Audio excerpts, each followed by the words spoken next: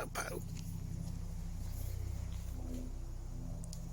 There's only a number of times that really we should be sharpening these. I've sharpened this. We must have had this lawnmower now for 20 something years, probably longer. Yeah, I think, yeah, it's probably 25 years old, and I think that's the original blade. So look, you can see it's a bit messed up on the end.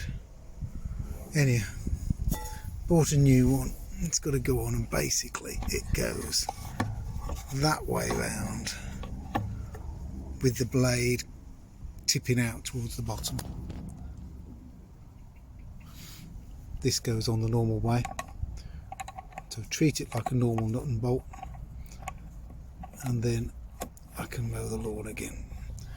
But I've had a bit of a go, and I can't really call it a lawn because it's looking really bad.